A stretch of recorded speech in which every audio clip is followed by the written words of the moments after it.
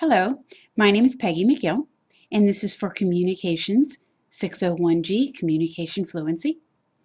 I'd like to discuss the article The Wizard of Oz, Therapeutic Rhetoric in a Contemporary Media Ritual.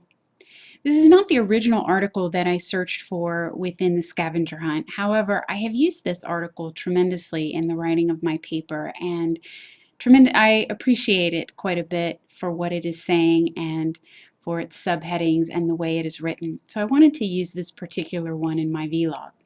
So welcome to The Wizard of Oz, a Therapeutic Rhetoric in a Contemporary Media Ritual by David Peen. First, we talk about the introduction, where it discusses how film and television are part of folklore and telling stories. And the viewing of The Wizard of Oz is a clear example of a modern-day fairy tale that is shown on television once a year. The Wizard of Oz as a media ritual.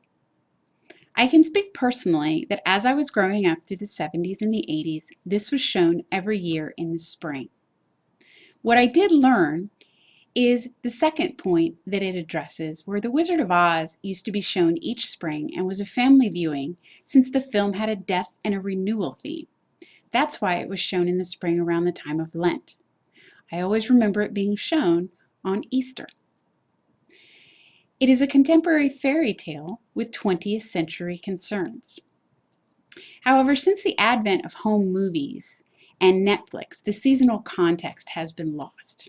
However, it doesn't change that Dorothy's journey allows her to discover who she is and how her character can be formed.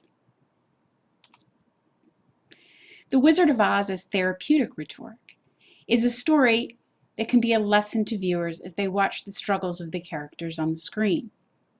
This is central to Kenneth Burke's idea of literature as equipment for living. The Wizard of Oz is a contemporary fairy tale that helps to bolster children's self-esteem and is a little more complicated than an ordinary fairy tale because Dorothy is exploring her adolescence and she's clearly being given a lesson about life. If we focus on Dorothy's adolescent quest, the main point of her journey is her transformation into womanhood, where she is both a heroine and a criminal, and for both she must face consequences. This refers to the scene when she enters Oz and drops the house on the Wicked Witch's sister.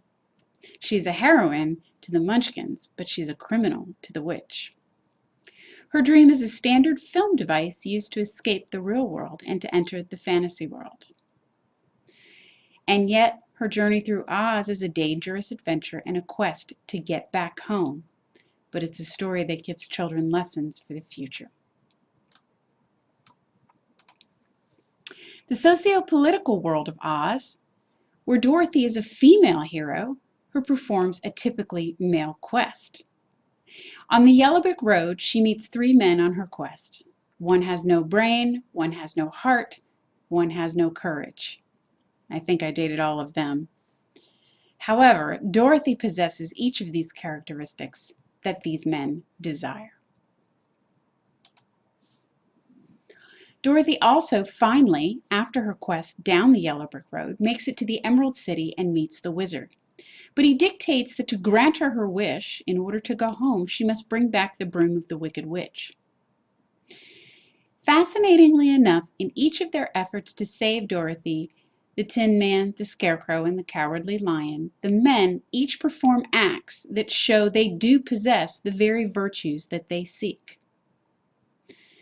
After Dorothy destroys the witch and gets the broom, she returns to Emerald City, fully expecting to go home, but discovers that the wizard is a con man. What is sad is that Dorothy still wishes to go home, but the wizard is empty. It's also a curiosity of why has our culture embraced this story so much? Why do we every year rewatch this story, even as a family?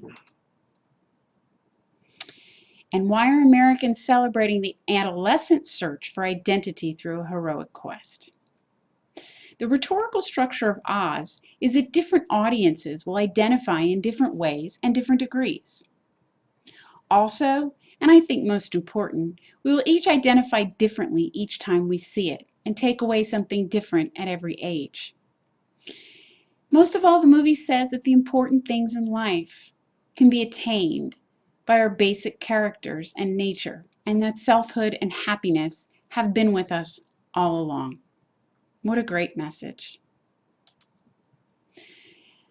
Just an FYI, Dr. David Payne is an associate professor at the University of South Florida, and this article was written in 1989. Thank you.